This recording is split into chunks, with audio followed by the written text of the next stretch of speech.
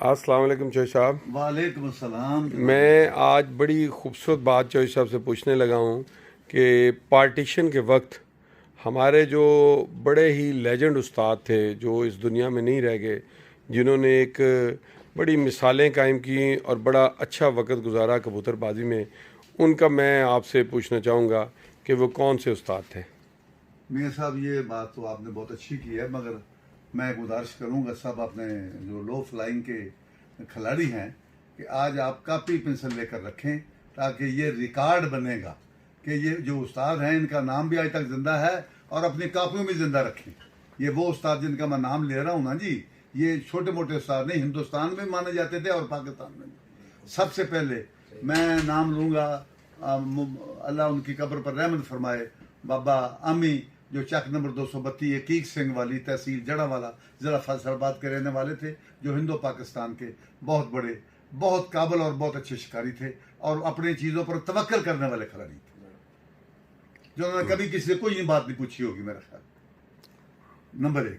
Number 2، اگر یہ میں دوسرا نام لوں تو میں سمجھتا ہوں کہ تحصیل رینالہ کے ریاست علی جو جنراکے کے رہنے والے تھے، یہ بھی ان استادوں میں شامل ہے جن کا آج بھی نام زندہ ہے.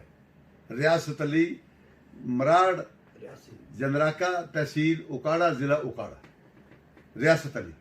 اور اسی تحصیل کے میاں شفیع بودلہ تحصیل رینالہ کی رہنے والے تھے، وہ بھی بہت بڑے استاد تھے. ایسے استاد تھے، شاید ایسے استاد دیکھنے کو بھی نہیں ملتے.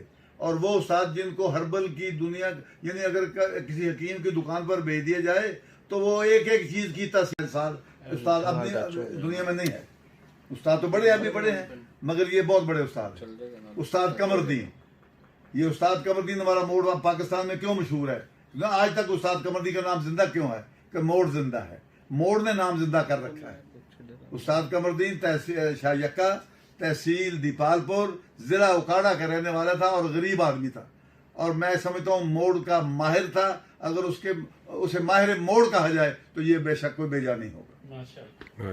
دوسری بات، تحصیل آراوالا میں استاد غفورہ، غریب آدمی تھا، 75 EB آراوالا بٹیاں والا، 75 بٹیاں والے کا رہنے والا تھا، اور ایسا لیجنڈ کھلاڑی تھا کہ ہر چیز، اگر سینکھیا بنایا تو اس نے اپنے ہاتھ سے بنایا، اگر انہیں کچلا مارا تو اپنے ہاتھ سے مارا، اگر کوئی چیز بنائی جو آج کل کوئی طبیب حکیم بھی نہیں بنا سکتے، تو استاد غفورے میں وہ کوالٹیاں تھیں کہ وہ ہر چیز کو آپ بناتا تھا، اپنے ہاتھوں سے بناتا تھا، اور بہت بڑا استاد تھا. بلکہ میں کہتا ہوں کہ پلٹائی کا عمل جو ہے نا، یہ بھی استاد غفورے سے شروع ہوا تھا. آج سے 30 سال پہلے پلٹائی کا عمل بھی کا بھی موجد جو ہے وہ استاد غفورہ 75 والا ہے.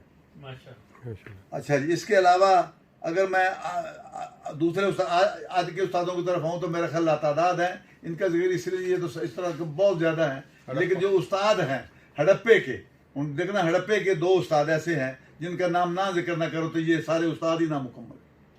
فیض بٹی، چک 86، تحصیل ہڑپا، ضلع ساہیوال. چک 86، تحصیل ہڑپا، ضلع ساہیوال. فیض بٹی، جس کو ہم فیض کرپال کہتے ہیں، عارفی بٹی کے وہ والد تھے، بہت بڑے استاد تھے، بہت بڑے. اس کے ساتھ اسی گاؤں کے رہنے والے جو ہندوستان میں جس کو شریف لبانے والا کہتے تھے، کیوں کہتے تھے؟ کہ جو فیروز پور میں لبانا پھنڈ تھا وہ اس کے رہنے والے تھے، اور یہاں اس کو کہتے تھے شریف گل، قوم کا گل، ان کی قوم گل تھی. اور 86 تحصیل ہڑپا، ضلع ساہیوال کے رہنے والے تھے. بہت بڑے کبوتروں کے موجد بھی تھے. ہندوستان میں آج تک اگر کبوتروں کا نام روشن ہے تو واحد دنیا میں مسلمان یہ آدمی ہے، شریف گل، جن کا نام آج بھی ہندوستان میں زندہ ہے. اور سردار صاحب سنتے ہوں گے، یہ میری بات سن کر اگر ایک بھی سردار کہہ دے کہ یہ غلط کہہ رہے ہیں تو میں انشاءاللہ دیندار ہوں گا اللہ کے حکم سے. اس کے ساتھ دیکھو نا استادوں، میں نے قریب ہو کے دیکھ کے بات کی ہے، میں کسی کی دلدار نہیں کر رہا.